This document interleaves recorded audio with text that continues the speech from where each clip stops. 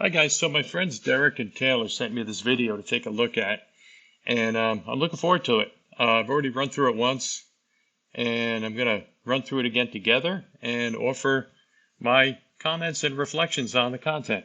Here we go. That's me, that's the richest man in the world, and that's the burger I just made him. But there's a catch. The patty in that burger is made from this stuff. And the reason I can eat it raw is it's made entirely from plants. As you guys know, every year I dedicate one of my 12 videos to showcase how clever people are using science and technology to change the world for the better. So for example, 2 years ago was a paper centrifusion microscope that could diagnose malaria for 51 cents versus $10,000 for traditional equipment. And then last year was a magical powder that helps poorer countries turn contaminated muddy water into clear drinking water. That's also when I first met Bill, and he earned my forever respect after I microwaved up some pizza rolls for him, and he ate them like a champ. I've been loosely following the progress of plant-based meat for a couple years now, and allegedly it looks and tastes like meat, yet it's made from plants. Now, at the top of this video, I feel like I should start with a confession. I eat meat. Like, kind of a lot. I've had some form of meat at pretty much every meal since I was a kid. Okay, so right away I can tell I have a lot in common with this guy. My favorite genre of food is barbecue. And so be that as it may, as a firm believer in the scientific method, I feel like it's time for me just to really buckle down and get to the bottom of this plant-based meat thing. And so today on my quest for answers, I'm looking at three main questions. Number one, how does it taste? And not just that, but how does it look and feel and smell? How successfully does it trick my brain into thinking this is real meat? Number two, is it... Okay, so that's a premise that I want to talk about. He mentioned several times in the video, how can it trick my brain into thinking that this is real meat? So I kind of want to get that out there, that as part of the discussion. Is that something that is virtuous? Is there a value to tricking the brain into thinking that it's eating something that the brain is programmed to think, is nourishing? So just a thought. Is it good for me? If it does trick my brain, what the heck is in it? Is it just... Okay, secondly, is it good for me? We're going to challenge some of the assumptions behind what he assumes is good for you and not good for you. We'll come to that later. Some kind of like lab chemical concoction, and also how does it compare to like the protein from a real burger? And number three, is it good for the planet? And on this one, I have a hunch that it is, but is it like meh? Also, when we talk about protein isn't protein. Is it a complete protein? And what about the fatty acid composition? We'll come to that. That's a little better, or is it like 100 times better? Now I should say a big motivation for me, and something I think even my fellow meat eaters could agree on, is that the concept of factory farms isn't great. The whole cows that have never seen a blade of grass thing, and pigs, which by most accounts are smarter than dogs, that live their entire lives indoors on crowded concrete. These factories are efficient. They're optimized for driving down costs, not for animal well-being. And I'm not trying to be a downer, it's just something I don't like to think about when I'm eating my In-N-Out burger or Chick-fil-A. Okay, so I can't argue with that. Certainly I believe that the best way to consume meat is to have a local farmer and get your products there. I think getting the mega corporations out of farming is great whenever possible. I was recently visiting my dad. There was a local slaughterhouse / butcher shop that took small batch orders of cows, maybe a half a dozen at a time, and slaughtered them up right there. They were all grass-fed, grass-finished. It was beautiful. There was no middleman. So I was able to get some real value and some really good meat from them. And ideally, that's the best way to do it, is to get the megacorps out whenever possible. So certainly no argument there. But if you're not near a facility like that, then it remains the conversation, what's better, to get the meat from the supermarket or to eat plants and grains?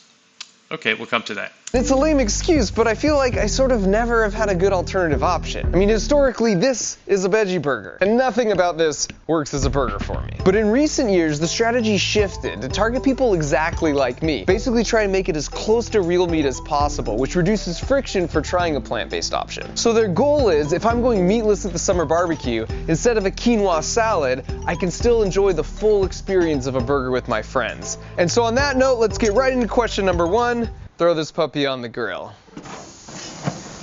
Sizzle. Definitely sounds like a burger and even smells like it. And you're getting like the fat dripping down, which is causing the flames to come up. So far the experience feels pretty analogous to just grilling a burger.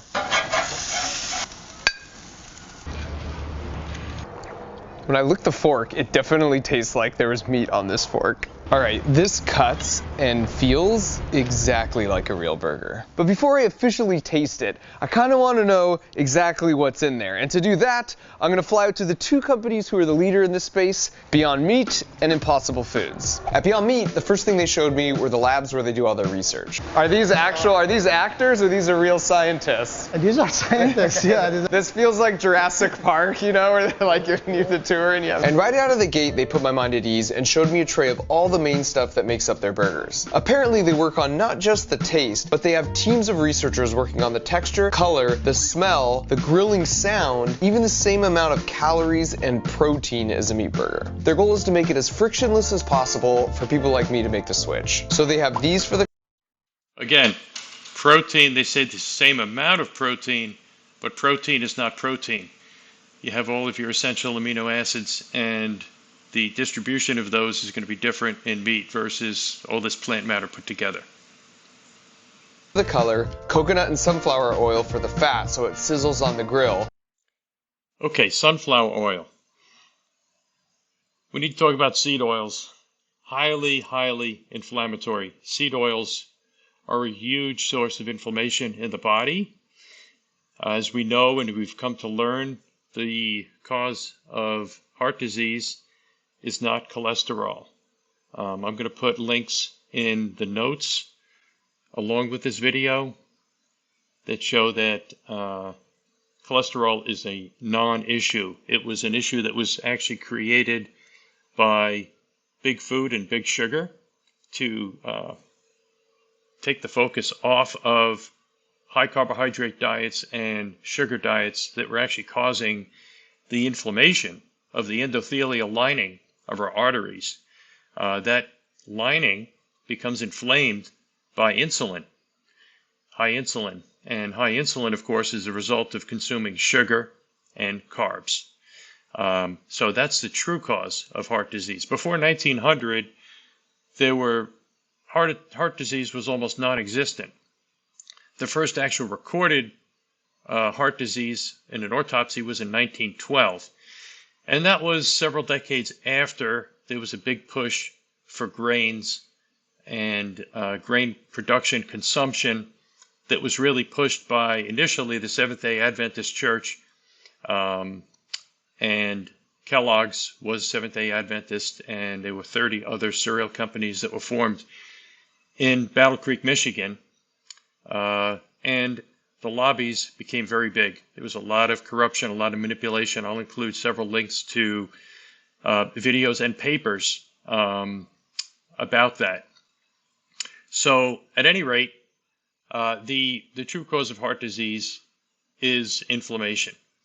It is not cholesterol. It's zero correlation. We can even show the studies that were done by Ansel Keys were completely fraudulent.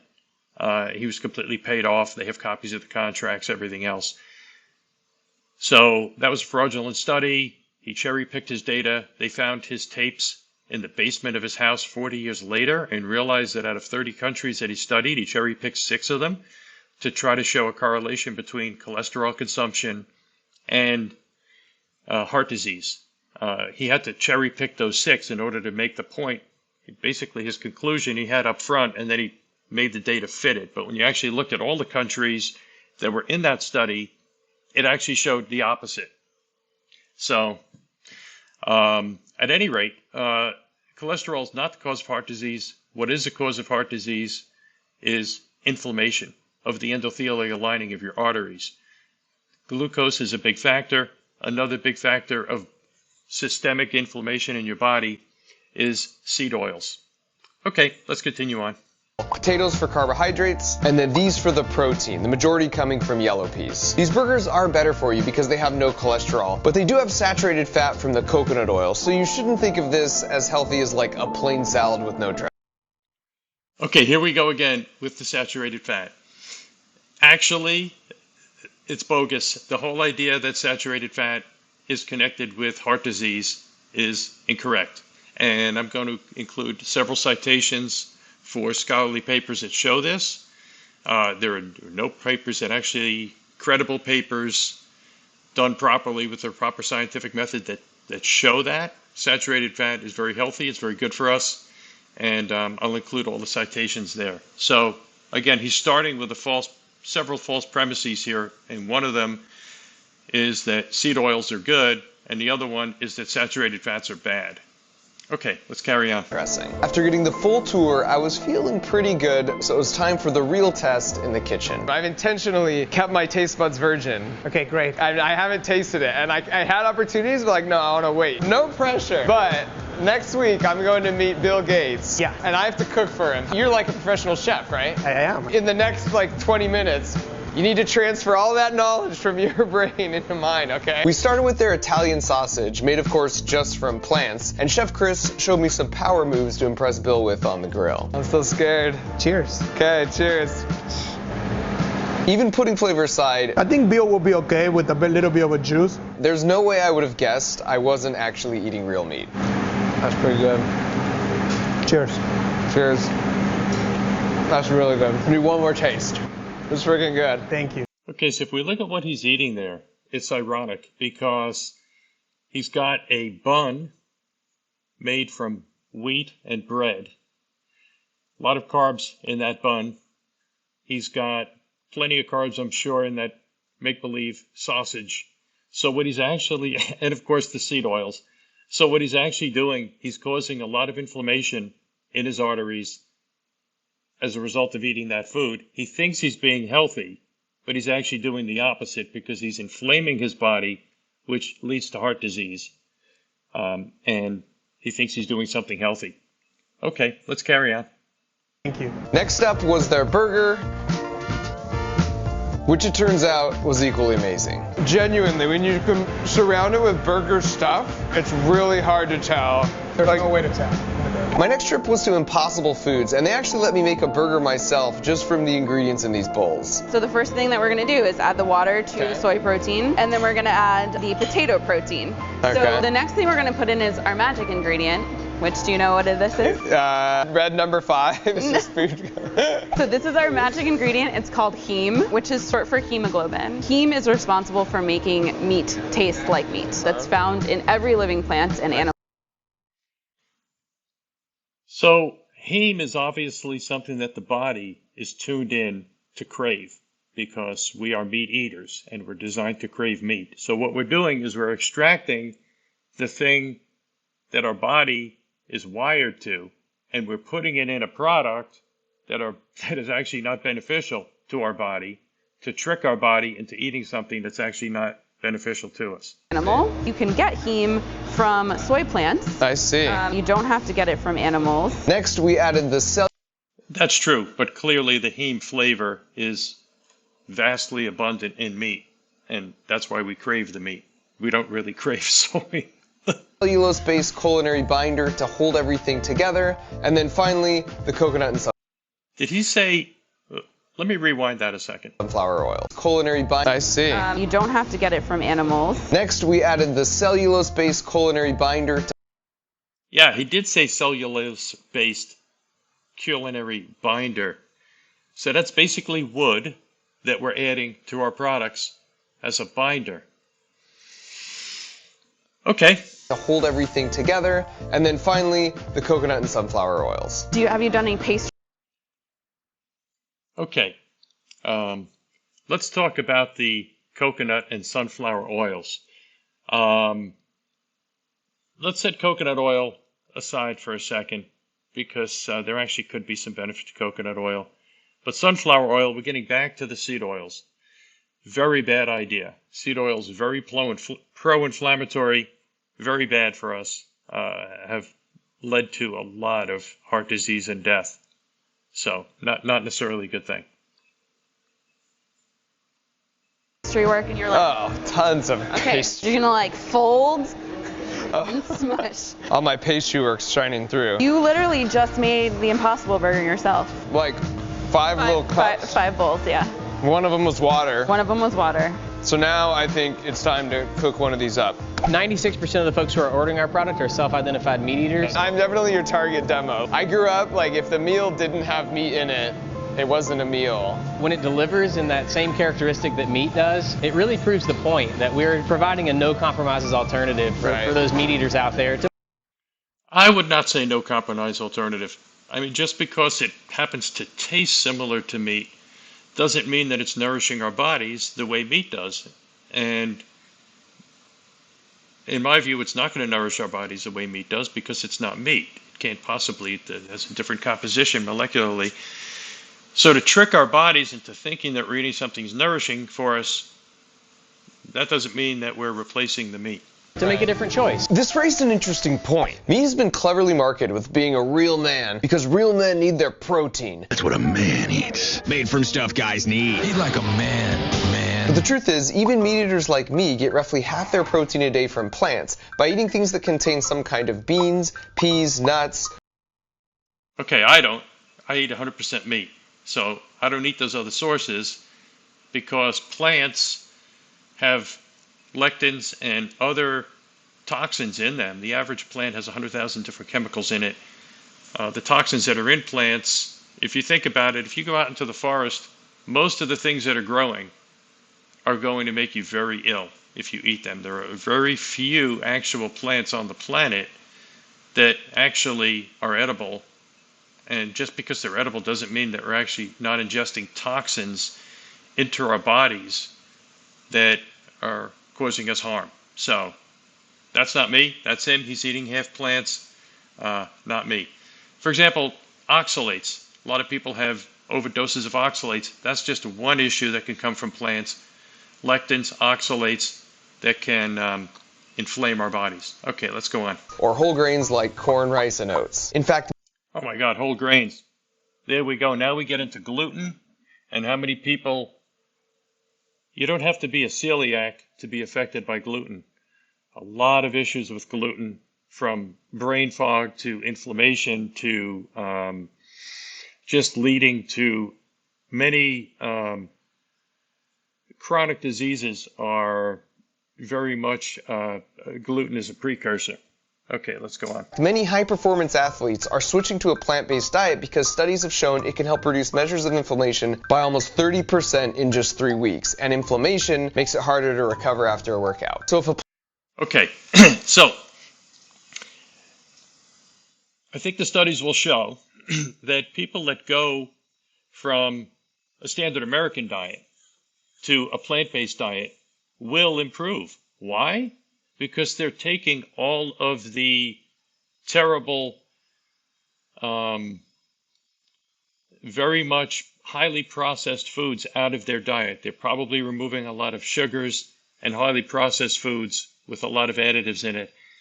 And they're going to a cleaner diet. So they will improve, they will deflame. However, when you go to a meat-based diet, your inflammation goes way, way, way down.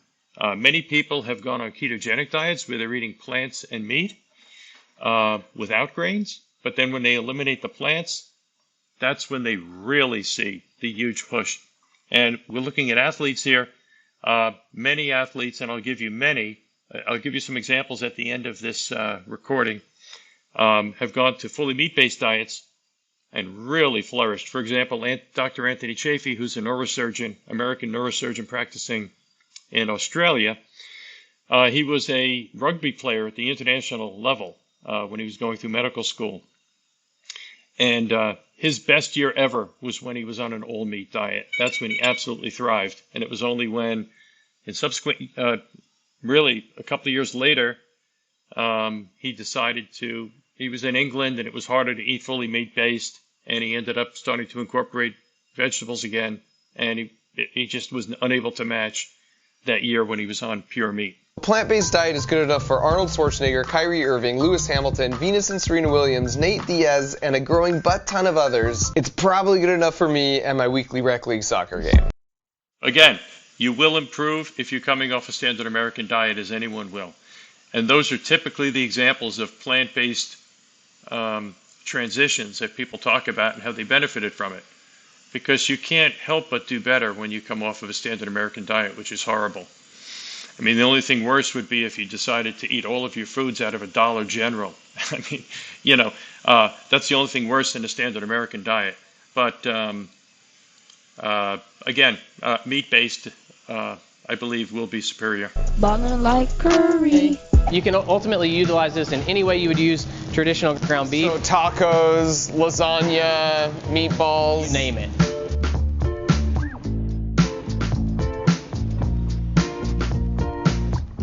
They're so good.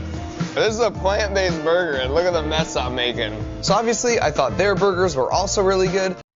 He's making a mess, all right. He's making a mess of his internals. The inflammation that's coming out of that is tremendous versus just a pure beef patty. But I felt like I wanted a larger sample size before I felt truly confident feeding Bill. So I invited some friends to a local restaurant that serves Impossible Burgers. And the thing is, you can't always trust adults because they might just change their answer to be nice. It's really good. Kids, on the other hand, are brutally honest. So we ordered them plant-based burgers too, Do you like it? but might have neglected to mention it to them beforehand.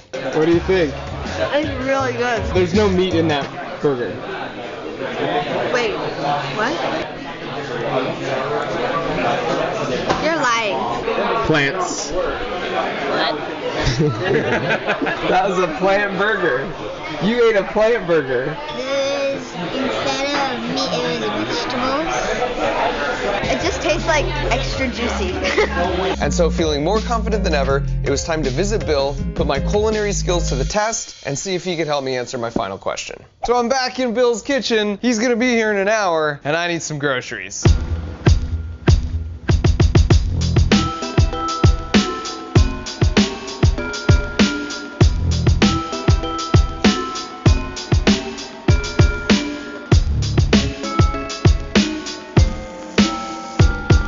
Bill, it's good to see you again. So I've been working hard in your kitchen. Perfect. And I kind of wanted to talk to you about plant-based meat, and I thought maybe we could try them out as well. Sure. But as a control, I know you're a big fan of Dick's Burgers. So to kind of cleanse the palate, I thought we could just take a bite. That's the real thing. The real thing. As a non-Seattle native, I've got to say, I think this may be an acquired taste. Yeah, you get used to a certain burger. You get used. And so now it's time for my cooking. What do you think? It's quite good. I mean, that's light years away from what they used to make. Like the traditional veggie burger?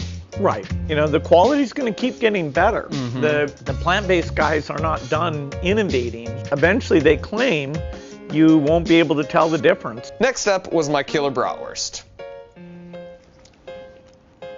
Wow, well, that's pretty good. And at this point in my quest, I felt like I had a pretty good lock on questions 1 and 2. So I asked him about number 3. The agriculture sector is about 18% of overall emission, but livestock is about half of that 18%. Wow. And almost all of that is beef.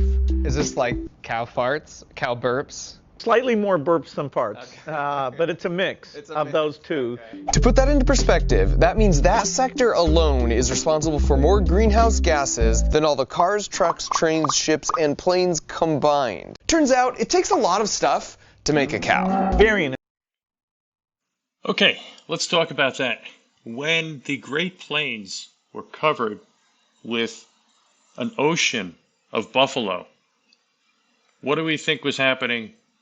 They were burping and farting. That didn't seem to be a problem. Okay, let's carry on. Inefficient, particularly beef, is almost 8 to 1. You use 8 calories to feed that cow for every calorie of meat you get out, because you're building bone and respiration for that cow. Now this was a really good point I hadn't fully considered. If you think about it, as humans, we're really solar powered. We eat plants, but they get their energy from the sun. Then you might be like, we also eat animals though. But they get their energy from plants too, which again, get their energy from the sun. So when it comes to getting our energy from the sun, animals are an inefficient middleman. We get on average 10% of our calories or energy in a day from meat. That might sound reasonable until you look at the amount of resources it takes to make that meat. meat compared to the other 90%. If you combined all the land in the US dedicated to raising animals, you would get an area like this. And then plus this much more to grow the crops needed to feed those animals. Now remember, all of that is for the middleman, for 10% of our daily energy. Now compare that to the amount of land needed for crops we actually eat ourselves directly. That relatively small chunk of land is where the overwhelming majority of our personal energy comes from. And it's not. Well, I mean, this is a very interesting point, and I think we should really delve into it. And I'll certainly be putting together some articles and some references to really address this. You know, they're talking about the energy, so they're talking about calories, but there's another big factor. Food isn't just about calories. If it was just about calories, we would just consume sugar or grain. There's so much to beef that we need. We need the complete protein, and you're not going to get it from rice and beans. We need the complete fatty acid profile that we're going to get from a cow. So these are very, very important things. And so it's not just about getting energy, but I'll certainly put together some response to this and some articles. We could take a look at it together. Not just land resources, but water as well. To end up with 24 hamburger patties, it requires the amount of water you see in this pool. That same amount of water could make 75 loaves of whole grain bread and 30 jars of peanut butter. So if I made myself a delicious peanut butter sandwich, which has nearly the identical amounts of both calories and proteins compared to this patty, and then I ate 2 a day, the meat would last me a little over a week, and the sandwiches would last me a little over a year. Yeah, I think there's some debate to this as to how the water is being counted here. And are we actually losing that water, or is it being recycled? But I'll certainly put together some facts and figures at the end of the video. So that's the same amount of resources used, same amount of calories and protein to me per serving. One just lasted me a year longer because it's a much more efficient energy transfer method. This is why a plant-based diet is a way more efficient use of natural resources. We could feed an additional 3.5 billion people worldwide if all countries just ate the same. Not necessarily. Actually, a meat-based diet might be necessary to save the planet. We are losing, as a consequence of industrial agriculture, an area of topsoil the size of Kentucky every year. It's estimated we have 50 growth cycles left on the planet before the topsoil is all gone. And it's because of the fact that when we industrially farm, we have to strip the entire land, like it's scorched earth. So there's nothing really that's holding the land together the way it was before. If you have a natural grassland where the grass it holds everything in place, we're not plowing everything up and then all the topsoil's rinsing off. If you have a grassland, the cows just move around and they eat some of the grass, but the roots and everything are still there, and then they move to another area, and the land's just not falling apart. And as far as ethical vegans are concerned, way more animals are killed through industrial farming. The crop kills are enormous because when you want to industrial farm, you need to kill everything. I mean, the amount of birds, it's some sky-high number of birds that are killed every year in the U.S. just from pesticides that are put on industrial crops. It's phenomenal. Plus, when you prepare ground for industrial farm, you're killing everything. You're killing the bugs, the microbiota of the soil. In many cases, you're putting Roundup on it, which is wiping out a lot. I mean, you're poisoning the ground. The whole idea of GMO is to basically create crops that will grow in poison, Roundup, which is now being found in mother's milk. So you kill the bugs, you kill the microbiota, you kill all the critters, the squirrels, the varmints. You're killing deer. You're killing because you're wiping out habitat. You're killing off all the animals that are feeding on the varmints. You're killing off all the birds of prey. You're killing off the other predatory animals that are feeding on these smaller animals. Many birds. You're just wiping out. It's scorched earth. So versus a natural grassland where you've got critters and bugs and birds, and it's a natural, thriving, breathing thing, and we're not losing topsoil, there's a pretty vast contrast there. Stuff they fed to animals. And here's why that fact matters. Particularly as people get richer, they tend to eat more meat. If we don't do anything, this sector will actually grow over time. So you're saying not just the fact that there's more people. Well, that's true.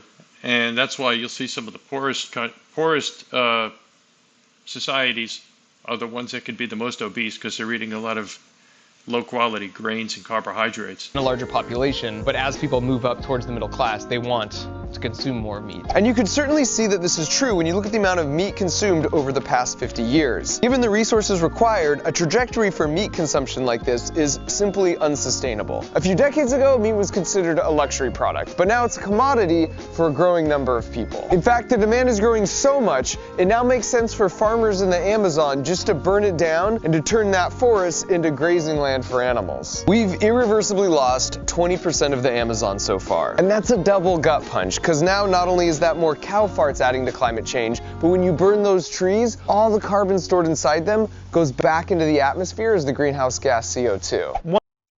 Okay, no argument on the Amazon thing. Not a fan of seeing the Amazon burn down. The biodiversity we have down there is big.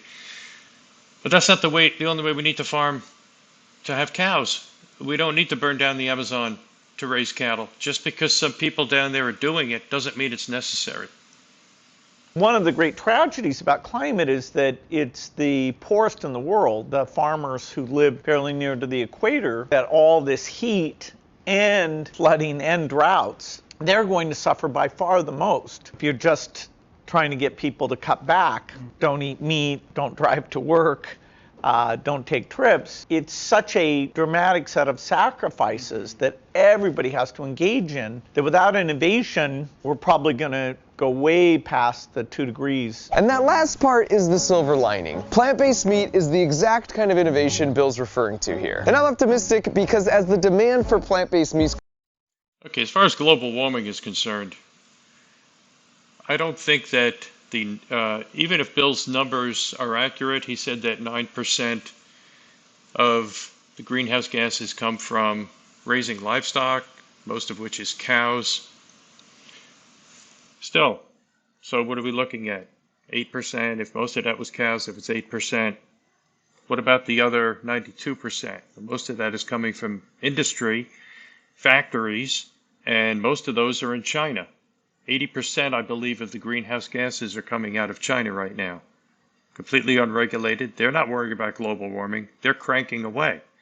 So what's the point of us not eating beef because we're worried about the cow farts and burps? I mean, obviously the reason, not the reason, but the solution for global warming is going to come from somewhere else. It's going to come from nuclear, and probably fusion reactors are going to be the only way to sustainably create enough energy without burning more fossil fuels. Goes up, the price will come down, much lower than actual meat. So then not only will the experience be identical to eating meat, but it's better for you, better for animals. Not necessarily. Better for you? No. Where's the proof in that? There is no proof that it's better for you. As a matter of fact, there are many, many studies that show how inflammatory seed oils are, how inflammatory grains are, and the fact that inflammation causes heart disease. So where is that healthier? There's no proof that saturated fat is associated with heart disease or mortality. So not better for you. Better for the planet? How could it be better for the planet when we have 50 growth cycles of topsoil left, when we're losing an area of topsoil the size of Kentucky every year? Not better for the planet. And much better for the planet. Oh, and it also costs half as much. It just becomes a really easy decision for people to switch in massive numbers. All right, so what does this all mean? Now that I've completed my question. Cost? I'm not sure about the cost. I'm actually paying a lot less for groceries since I've been on a carnivore diet. Of course, I will get grass-fed meat when I can. I just ordered a cow from a local farmer. That's going to be grass-fed, grass-finished. I love it. But that doesn't get me enough meat. I need a lot more meat. So I like fatty meats. I like ribeye. Fatty meats are the way to go. I need a lot of fat in my diet because I don't eat carbs, so I need the fat to keep me going. So I go to my local supermarket and I buy an entire primal muscle at once. It's a cryo pack. It's got the bones removed. It's basically a big chunk of ribeye, and I slice it up. I get 17 steaks for $200. So I'm getting a lot of value out of that. I mean, what are we talking? $12 a steak. I eat 2 steaks a day, and I'm good to go. I'm not buying bread. I'm not buying sugar. I'm not buying jelly. I'm not buying peanut butter. I'm not buying salad and all of those vegetables that are constantly going bad and I have to replenish. I'm not doing any of that. My life is so simple. I go in the supermarket. The average supermarket has 50,000 items. Most of them are highly processed and inflammatory. I look around, I go right past them down to the meat section. I get my big chunk of meat. I put it in my basket. I get salt. That's it. Meat, salt, water. That's all I need. And the more I eat, the more I like it. It's not something you get sick of. Beef is pretty much the only thing that I can think of, at least for me and many people that I talk to, that you can eat it every single day and never get sick of it. So definitely less expensive to be on a carnivore diet. I'm paying $10.99 a pound for my ribeye, a nice fatty ribeye. I could go and pay $30 a pound to get a grass-fed individual steak, but I pay $10.99 a pound, and I cut these things up. I vacuum seal them.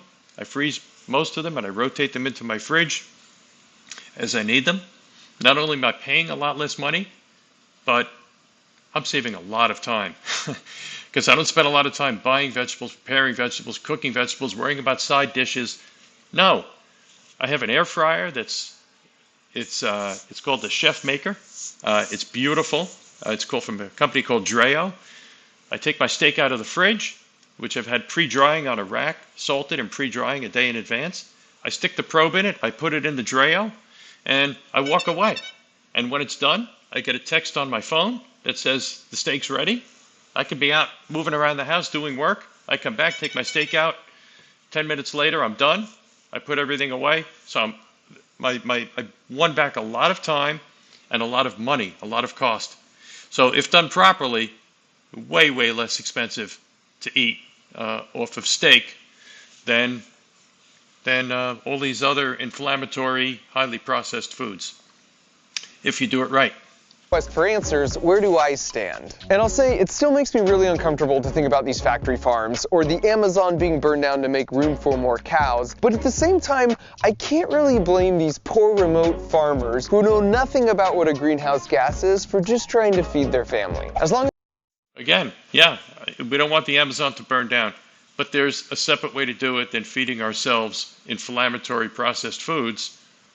Let's deal with the real issue there, and bear in mind that 80% of the greenhouse gases are coming from a single country with no regulation, no limits at all, and that the solution to that is not going to be us eating make-believe hamburgers.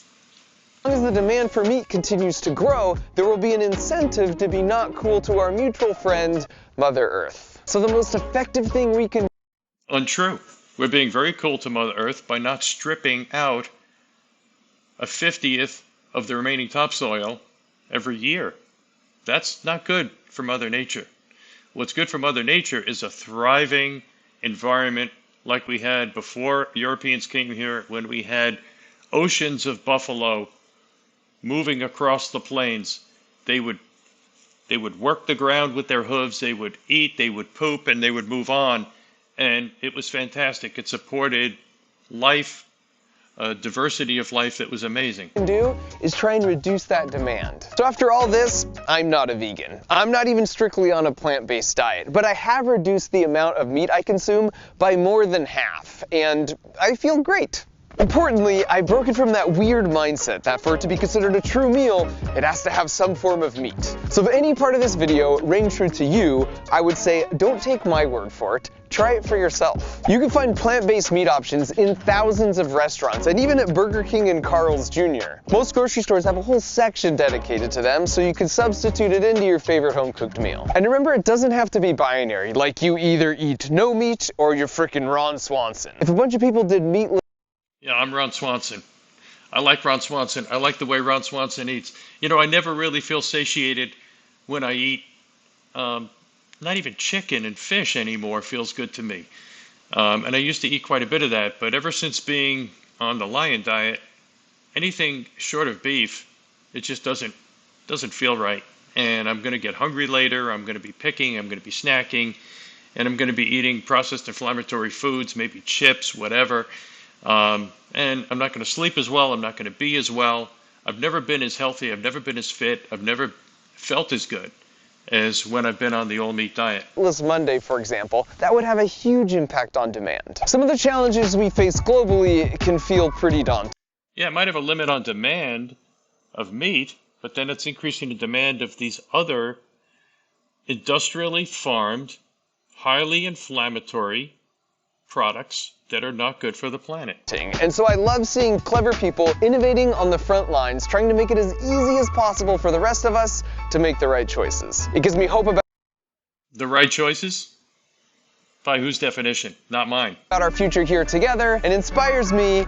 Yeah, if we want a future here together, let's not strip out an area of topsoil the size of Kentucky every year by industrially farming the land. To want to do my part.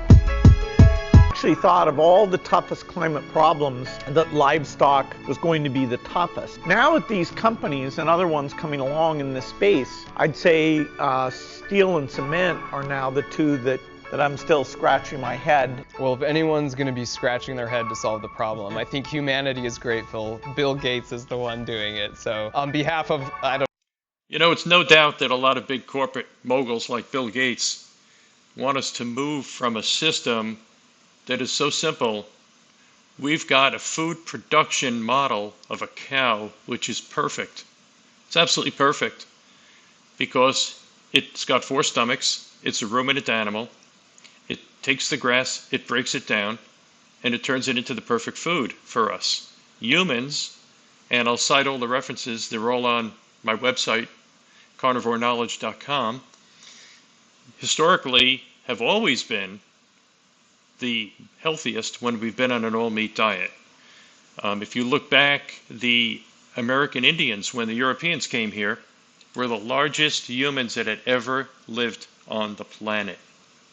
They were enormous. Now, Native Americans, currently same size as us, you can't see the difference because they're on the European diet, which is now standard American diet. But historically, if you look at the historical record, the societies that were fully meat-based were 5 inches taller than vegetarian. When they went from meat-based to, they were also 50% stronger. And if you look at the fossil record, when these societies went from meat-based to vegetarian, they got 5 inches shorter. The brains shrank 11% on average in men and 17% in women. The teeth became, the whole jaw structure became corrupted. The teeth became all crooked and rotten. Tooth decay from crooked teeth and from eating all the grains. Also impacted molars. All of these problems came to be. Chronic diseases. You could see it all settling in when they went into a vegetarian diet.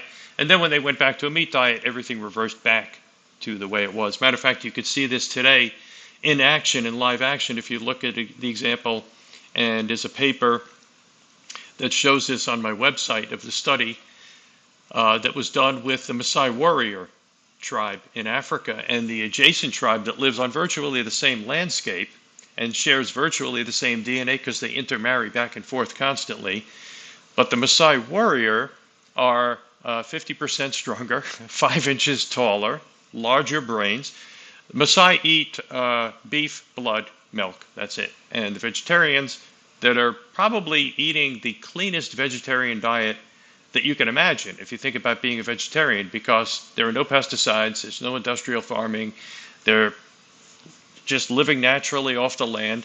So probably the cleanest vegetarian diet, and they're just terrible specimens if you look at their health. So that's been consistent across the board of all of history, and I'll cite those examples at the end of this video. I don't know, the world, we appreciate the efforts you're making in this. Oh, but the point I was coming to also is that big megacorps, they want us to be fed through them. They want to control the food. So they want to have these big corporations that are able to collect all these products and manufacture them at a cheap cost. They don't want us to be content living in our homes and going down the block a mile to the farmer and getting our meat and bringing it back and eating it and not needing them. They want us to need them. So the megacorps are the ones that are putting all the money and all the funding and all the lobbying behind trying to get us to eat processed foods that come through their factories. And that's where you see a lot of the corruption and a lot of the fraud. You'll see it all on carnivoreknowledge.com. That's gone back. If you look at corrupt bureaucrats like Ansel Keys and how these studies were falsified, and Harvard scientists were, the contracts, they have copies of the contracts, basically paid to release biased studies showing that cholesterol and fat are the problem. Nothing to see over here with the sugar and the carbs. Again, follow the money. There's absolutely no incentive for megacorps and lobbying groups to have us eating from a local farmer and eating food that they're not part of, getting in the middle of and making a profit from. I have some celebratory pizza rolls last year. Actually, they're frozen. You don't want Uh-oh, thank you. It's just a prop. I'll spare you. You tricked me, Macaroni. I'm going to put together a couple of things. Don't go away. I'm just going to put together a couple of things to show you that I think are relevant to some of the questions that came up. Okay, the first thing let's take a look at is regarding the claim about saturated fat. All of the articles that back this stuff up are on carnivoreknowledge.com. You could find them under scholarly articles. But let's, I think Dr. Chaffee here kind of describes it well. And he's addressing a question on a Q&A about consuming saturated fats. So let's hear what Dr. Chaffee has to say. Hey doctor, I was told by some via Mendelian RCT that saturated fat is harmful after 25 grams. Is there any truth to this? Absolutely not. That's nonsense. A Mendelian randomized controlled trial, doubt it. Tell them to produce it. But the Journal of the American College of Cardiology published a large paper, meta-analysis, systematic review, looking at all the top tier pieces of evidence showing connecting, looking at saturated fat and its connection with cardiovascular disease. And they found, with the randomized controlled trials and the meta-analyses of randomized controlled trials, looking at all the highest levels of evidence, that there was no association whatsoever between increased saturated fat intake and cardiovascular disease. None, right? And in fact, they found an inverse association between saturated fat intake and stroke rates. So the more saturated fat you ate, the less likely you were to have a stroke. The less saturated fat you ate, the more likely you were to have a stroke. So that was published in 2020 by people who had previously published things saying, hey, we should limit saturated fat. And now they're saying, ooh, God, we got it wrong. That's a mistake. And they concluded there should be no upper limit on saturated fat consumption. There's no safe upper limit. You can just eat as much as you want. There's no danger to it. And again, you only absorb a certain amount of fat. Your body has a pre-prescribed amount of fat that you will be able to absorb because of your bile. It is not possible to overeat fat. You cannot do it because you cannot absorb it. So no, I don't think that that's true. We talked about saturated fat. Let's take a look at overall cholesterol, and is cholesterol an issue? And let's hear Dr. Chaffee weigh in on that topic. The fact that the original studies just showing a correlation between cholesterol and heart disease, we now have hard evidence to show that these were fraudulent. These were bought and paid for by the sugar companies. The Journal of American Medical Association published this in 2015, published actual internal memos from the sugar companies showing that they paid off 3 Harvard professors to falsify data and publish fraudulent studies to make it appear as if cholesterol was causing heart disease when it was really sugar, and then to exonerate sugar and say it was safe and just an empty calorie. That's where that term comes from. One of those professors was named head of the USDA, and it was he who authored and published the 1977 USDA declaration that cholesterol causes heart disease and saturated fat increases cholesterol, and the recommendation for people to really cut down or even eliminate bad cholesterol from their diet. And that just changed everything. In America, with hundreds of millions of people, we reduced our saturated fat by 30%, reduced red meat by 33%, right? Because that's the worst one, eggs as well, and increased fruits and vegetables by 30 and 40% respectively, right? Because these were good for you because they didn't have cholesterol. Well, what were the results? Well, first and foremost, the heart disease rate tripled. Okay, but also so did obesity, and obesity, heart disease, diabetes, cancer, stroke, and even type 2 diabetes increased by 5.8 fold, and autoimmune disorders, Alzheimer's, Parkinson's, and even neurodevelopmental delays such as autism all increased. Not a good result. Exponentially. So, and you eating too much protein.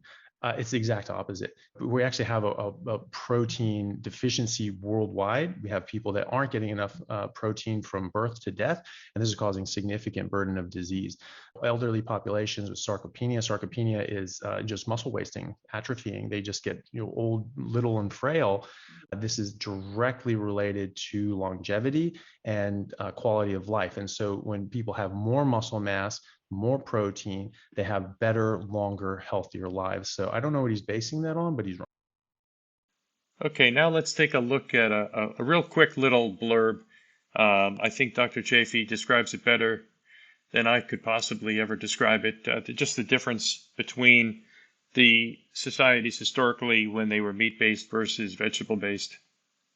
Okay, well, I mean, all the populations that have eaten meat or exclusively meat or near exclusively meat have always been taller than every population alive now. There's a clear disparity before, pre, and post agriculture. They dropped by 5 inches. Brains were 11% smaller for men, 17% smaller for women. And that was pre-agriculture. There were obviously hunter-gatherers that were already gathering things, and they figured out you could plant them and you wouldn't have to go so far to gather these things. They were on average 5'9". Then after post-agriculture, on average 5'5". You go back to the mammoth hunters, you go back to the megafauna hunters, they're on average 6'2" to 6'4", right? And the Native Americans, the Plains Indians, were the tallest population of humans on Earth when they were eating meat and only meat, right? And so that is just completely against the evidence, right? That is someone who simply does not know what the evidence says. Let's see Dr. Chaffee address the Maasai warrior study that was done. I think he wraps it up nicely. Processed foods. If we go back to our friends the Maasai, they were part of the only study that I know of that actually compared what we're talking about, which is a whole food meat-based diet and a whole food plant-based diet. And that was in 1931. Really haven't done anything since then. And that was published in the Journal of the American Medical Association. And there's a British study, and they looked at the Maasai, and they had a very good example. By the way, that study is available on carnivoreknowledge.com. I downloaded it, and it's available, the study that was done in 1931. There, because the Maasai are largely eating meat, blood, dairy, and not much else. But their neighbors, the Akikuyu, were almost the polar opposite. They ate a lot of plants. They had a lot of tubers and leaves and seeds and nuts and all these sorts of things. So they were largely plant-based, alive at the same time in the same area. And this is late 1920s, 1930. So this wasn't the era of industrial agriculture and crop farming and pesticides and insecticides and fertilizers, all these sorts of things. It's a vegan's dream. They're out on a commune in the middle of Africa, just living off the land, right? And it was also very interesting because they were genetically similar or near identical because they actually intermarried. And so they would go back and forth. So genetically, they were a very similar population. They ate very different diets. Everything else was about the same. So it's a very good, somewhat self-controlled trial. And they looked at them, they looked at their health, they looked at their development, and they found that the Maasai were on average 5 inches taller, brains were larger, they were 50% stronger, and they were on average 23 pounds heavier of lean body mass. There is no fat on these guys. It's only lean body mass. They had full, well-developed jaws, no tooth decay, big, bright white teeth. They don't have dentists. They don't have teeth whiteners or anything like that. They're eating what they're supposed to eat, and their mouth is working the way it's supposed to work. The opposite was true of the Akikuyu. They were shorter, they were weaker, they were more sickly, they had crooked teeth, decaying teeth, they had vitamin deficiencies, nutrient deficiencies, they were anemic, they were getting infections, they were getting diabetes, they were getting all these problems that the Maasai simply were not. And the British tried to supplement them and say, okay, well, we'll take care of your supplements. This is what the dietitians say. Okay, this is a deficient diet, but if you supplement, then you'll be fine. Well, it wasn't fine. They didn't actually improve their health. It wasn't until they replaced the plants with meat that they actually improved their health outcomes. So that's the only study that I'm aware of that actually compares what we're talking about. A meat-based diet, a whole food meat-based diet, and a whole food plant-based diet. The other studies are looking at comparing processed food garbage diet with more plants, right? Because you're comparing it to the norm. That's what they're looking at. You eat more plants and you do better than the average person. The average person is sick. The average person is unhealthy. 93% of Americans have at least one metabolic disease. 70% are overweight or obese. So you don't want to compare yourself to the norm. That's not a good bar to put yourself against. Okay, let's hear Shawn Baker weigh in. Shawn Baker is an orthopedic surgeon who is actually coined the term carnivore diet. And here he's addressing some of the downsides of monocropping and putting some reality around the whole greenhouse gas cow burp topic. You're not saving the planet by going vegan. You're not doing anything. While I'm known for a carnivore diet, I'm for a diet that works for people. And I think meat is a part of that diet.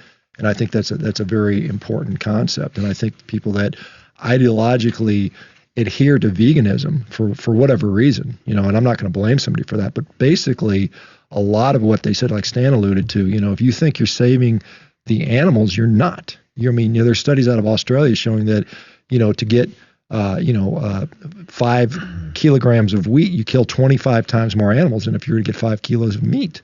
Oh, so, wow. The animal density, now they're smaller animals. They're not as cute. Maybe they're not as cute as a cow, but they are, as Stan pointed out, they're mice, they're rabbits, they're foxes and deer. Well, the rabbits are kind of cute, right? Well, and they even shoot thousands of kangaroo. And they shoot a lot of deer too to prevent them from eating the cows. And it's not in Australia, but here in the States. But the assumption is, well, that's all unintentional. Mm-hmm. And I say, well, what do you think of pesticide? You think what does the name pesticide mean to you? When you break it down, it's something designed to kill pests. That's not unintentional. They do that with the very intention to kill every single animal. When they grow these crops, they don't want anything else to live there. Nothing else can live in that environment. It's a dead ecosystem except for that one specific crop. So they kill every worm, every mouse, every rabbit. Everything is dead.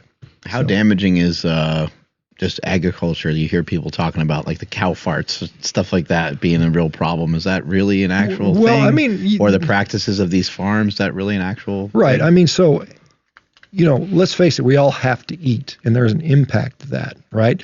The damage is what they say is going on is over exaggerated to sell.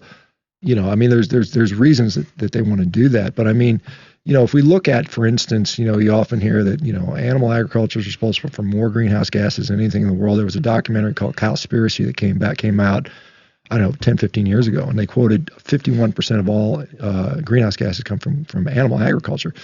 That was clearly a lie. They had to rescind that. They rescinded that down to 18%, partly on the work of Dr. Frank Mitloehner, who we brought up, and then they've subsequently changed that to 14%. So 14% of the world's greenhouse gas emissions are from animal agriculture, but that's assuming it's a life cycle assessment. So that's like, it's not just the fart, it's technically the burps. Right. It's not just the burps, but they count everything. They count how, when they drive the the beef to the grocery store. They count that as emissions. When they, grow some of the crops, they count that as the emissions. When they, they package and produce the plastic to make the wrap, they count that in their emissions. They didn't do that for for transportation. They just said, what comes out the tailpipe? So if you went tailpipe versus cow burps are basically 5% of worldwide emissions. So it's a threefold exaggeration. Okay, let's take a look at just a couple more videos here. One is a testimonial video by a well-known person, I think to many of us, Jordan Peterson, extremely intelligent man from Canada. He's up in Canada. He was a Harvard professor for many years, and he's a clinical psychologist as well. Very well-written, well-studied gentleman. And here he talks about his experience being on what's called a lion diet, which is a carnivore diet, strictly beef. And we're going to play that. I'll just precede this by saying there's so many testimonials out there. And if you go to carnivoreknowledge.com and you click on the video library and then select testimonials, you'll see them. And they go on and on. And typically what we see is dramatically lowered inflammation in the body. We see the reversal of many chronic diseases. It goes on and on. Fibromyalgia, rheumatoid arthritis, IBS, Crohn's disease, diverticulitis, all those intestinal issues go away. Skin clears up. Mood, tremendous. Complete reversal of clinical depression. People coming off of all their antidepressive medications. Typically, people that are on the carnivore diet end up going off all of their meds. Abundant energy, very deep sleep. These are all things that are coming out of the carnivore diet. And I've seen it on all these testimonials over and over and over again. And you'll see many of them on our site. I've also seen that within my own group of friends. I would say, I counted them the other day, I think it was 12 or 13 of my friends and family have gone on the carnivore diet since I've been on it. And what happens is they ask me kind of what I'm doing, and I say, well, I'm doing this, and if you want to go to this website, it'll tell you all about it. And that's pretty much all I do. I don't really try to talk anyone into it. But they go on it, and the results are phenomenal. I mean, the same things I just described is what I'm seeing over and over again. One friend of mine who spent his entire life with 24/7, 365 anxiety issues, and also was diagnosed with explosive anger disorder. Completely over. No issues. Anxiety is completely gone. No anger. His wife remarked on it, couldn't believe it. In addition to that, he's lost 26 pounds in a couple of months. He had certainly a bunch of weight to lose. He feels amazing. His energy is off the charts. He sleeps like a rock. His whole life is transformed. It's amazing. And that's very typical. Let's just listen to a couple of minutes of Dr. Peterson, and then I have one more clip after that. Well, I've only been eating beef fundamentally, for almost 5 years now. I never imagined in my wildest dreams, number one, that you could just live on meat, and number two, that it would have such a salutary effect. So for me, I lost 52 pounds in 7 months. I went from 212 pounds to 165, which is exactly what I weighed when I was 23. And I've maintained that weight since. I can put on muscle mass with no problem, even though I'm 62. I had a host of inflammatory conditions, some of which were quite serious, including peripheral uveitis, which sometimes blinds people, in my right eye, and it disappeared completely, along with psoriasis and gastric reflux disorder, and interestingly enough, gum disease, which is technically incurable, which is linked to cardiovascular degeneration, and which has gone away 100% in my case, according to multiple measures that my dentists have taken. And so when I've talked to many people who've lost like 100 pounds in a year, because they come to my talks, and who are just beside themselves, so to speak, as a consequence of experimenting with this diet. The food pyramid was actually produced not by scientists or by MDs, although there were some MDs who were consulting, who were mostly ignored, but by the Department of Agriculture. And it was a marketing scheme, essentially. And that the consequence of the marketing scheme was that people were enticed and convinced to rely primarily on carbohydrates for their nutritional necessities, and perhaps carbohydrates at far too excess a level. Now, carbohydrates are transmuted into glucose during metabolism, and we eat way more carbohydrates than we need to produce the amount of glucose that we need. Now, people have been getting fatter in a catastrophic way for about 4 or 5 decades, and that's really in no small part since the introduction of the food pyramid. Now, I do understand that part of the reason the Department of Agriculture did this was because carbohydrates, and this was particularly true of corn syrup, do provide a very inexpensive source of calories. And if you're dirt poor and you don't have enough to eat, I mean, just getting enough calories, period, is of vital importance. Not everybody can afford steak, for example, or more expensive foods of that type, but virtually everyone, poor or not, in the West can afford basic carbohydrates. Having said that, I also have read, and I think it's valid, that there was early evidence that this heavy carbohydrate-loaded diet that was being prescribed was going to increase obesity and diabetes, which it's done at a level that makes the pandemic epidemic look like absolutely nothing. And this is still being pushed forward by people who are hypothetically on the nutritional front. Okay, so in closing, well, let's just, to wrap up what I've shown, and this is all available on the Carnivore Knowledge website, is that a lot of the assumptions underlying that video are incorrect. Saturated fats are not a problem. Cholesterol is not a problem. As a matter of fact, the foods that they're suggesting are all pro-inflammatory and actually lead to heart disease, whereas being on an all-meat diet is the best bulwark against heart disease, and it's the best for longevity. And it's the diet that historically humans have always flourished on. We can also see that there was a lot of fraud in the government, which has all been documented in pushing carbohydrate diets, very much subsidized by industry, lobbying, etc. Certainly the healthiest diet, the testimonials are all there, showing phenomenal turnarounds. I mean, if there was a drug, a pill that could accomplish, I mean, even what I've seen in my circle of a dozen people that have jumped on this, it would clearly be $1 trillion drug out there. All the testimonials are available on carnivoreknowledge.com. And we've also discussed the environmental impact and how actually the biggest issue with the environment today is monocropping and the destruction and the scorched earth policies of industrial farming that wipe out all life in order to plant and harvest the monocrops. But not only that, but are depleting our entire planet of topsoil the size of Kentucky every year. And our growing cycles remaining are diminishing because of that. Let's sort of wrap up here on an environmental note with a few minutes of Dr. Chaffee being interviewed about environmental impact. Okay, here we go. So we're constantly being told that cow farts are destroying the planet. You and I both know this isn't true. Let's dive into it a little. Yeah, so I mean, the first thing you have to remember is that, you know, cows and other animals are not just making all of these chemicals de novo. They're not just they're not alchemists. They're not creating new substances.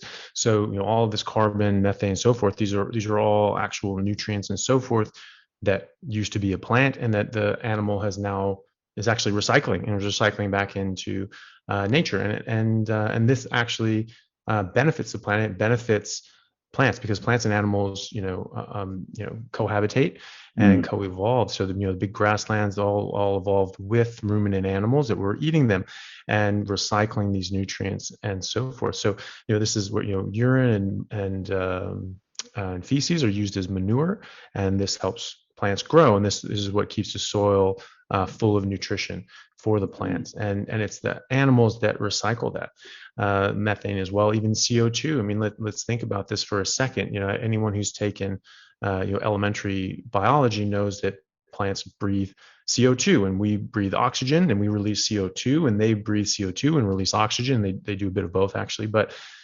there is a symbiosis. We're each recycling each other's nutrients for life.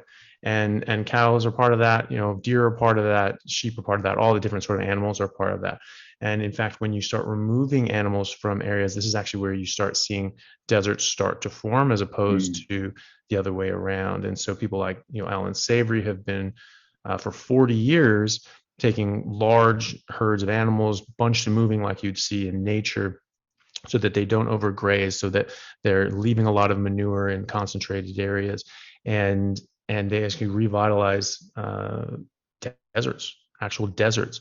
There's one example of this in Patagonia, where they took his methods and took, I think it was 20 to 25,000 head of sheep, moved them through deserts in Patagonia. And within 1 year, they had a 50% increase in vegetation.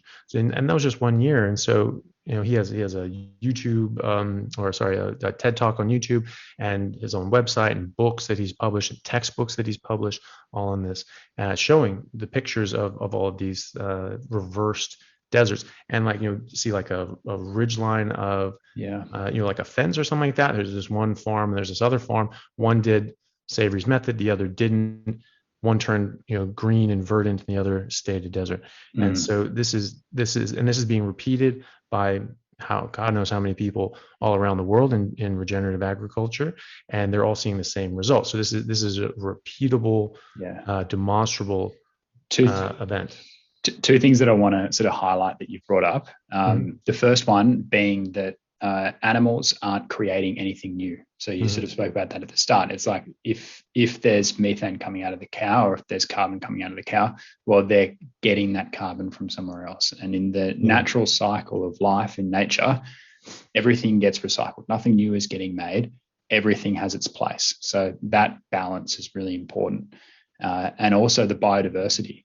I think a lot of people don't realize that when you have a crop with just the one plant going all the way through it, you're going to have to kill off a whole heap of other things that would naturally be going through to create balance in the ecosystem, just to get that one perfect crop. So what you really want is animals, bugs, microbiome, plants, all live cohabiting, the same fields and the same areas.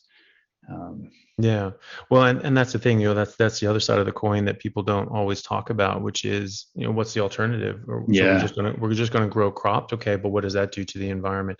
If we are concerned about CO2, and I think that has a big question mark on it, because this is actually beneficial to plants in a lot of regimes, and there are plenty of Nobel Prize winners in physics, and people like Freeman Dyson, who's one of the greatest mathematicians in the last few centuries, who actually made these models, who made these computer models and so forth, to actually study this sort of thing. And they talk about the limitations of these computer projections and so forth, and what we actually see and so forth. So it's not as cut and dry as all that. But let's say that CO2 is a really, really bad thing. Well, plant agriculture in America accounts for more CO2 and greenhouse production than livestock does. Simple as that. And so if you're going to replace cows and meat and so forth, you're going to replace it with plants, would actually produce more more CO2 and so forth. And if that's a problem, then that's a significant issue in the environmental discussion. So the other thing is, how do we make crops? Like you say, you get some monocrop. Well, what you have to do is you necessarily have to destroy an entire ecosystem. You have to kill every single plant and every single animal that lives in that ecosystem, and you have to tear up the land and grow a single crop. This is actually bad for the soil. We lose quite a lot of topsoil every year through to this, because you're tilling ground, which is actually quite bad for the ground. It's very bad for the topsoil as well. It loosens it up. Now the wind can pick it up and take it away. The rain washes it away as well, washes away the seeds as well, and you have to replant your whole field sometimes if you get a heavy rain right when you've tilled the ground. This isn't a small issue. Remember back to the 1930s-ish, and 1930s with the Dust Bowl era. in America, the middle of America, which was one of the most fertile areas of the world prior to this, was now turning barren, and all the topsoil was getting ripped away. You had massive dust storms, locust swarms, and so forth. They were just eating out all these crops. It was like a Bible story, something out of Exodus, and people really thought that that's sort of what was happening. And then they realized, this is from crop farming, and they had rows of field tilled in straight lines for 6 miles, and the wind could just pick it up in that direction and just blow it all off, or the rain could wash it away. Now you have these scallop patterns to the crops. If you notice, if you drive by a field, you'll notice that you have these scallop patterns. They're like in circles instead of straight lines, and there's other techniques and so forth that they use to mitigate this. In closing, I thought I would just point out this website, carnivoreknowledge.com. I've put a lot of really good video clips in here that really cover a lot of topics. Feel free to go to this site. It's a free site.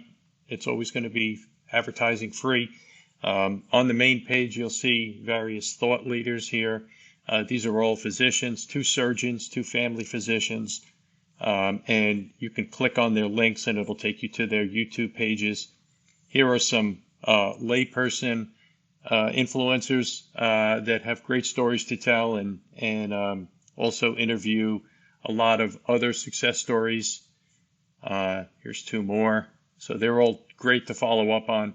If you click on the video library here, what you'll see is a whole pile of curated video clips on Carnivore, and you could filter them down. So if you want to see success stories, you can click there. If you want to see about fat and cholesterol, if you want to see some of the fraud that has resulted in our current policy, just click on these buttons. You could flip through. And then lastly, you have the scholarly article database here. And these are all studies that come from, for example, the Journal of American Medicine, etc. And you can click on one of these and open up the article right here. In many cases, we have Acrobat files, or in some cases, you can either look at that or go directly to the web page and see all of the data. So it's a great resource to be able to see a lot of the studies and research that you'll see behind some of the videos that are being quoted by, for example, Dr. Chaffee and Dr. Baker. So great place to visit. I encourage you all to visit that. And I hope this video was helpful. And I wish everyone a healthy life. And I wish everyone would give Carnivore a try for 90 days and see how it works for you.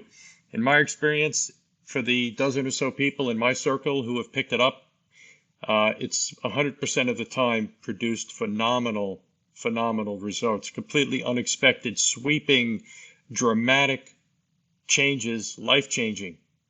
So I encourage everyone to give it a try. It's been great for me. I feel amazing. Take care, everyone, and have a great day.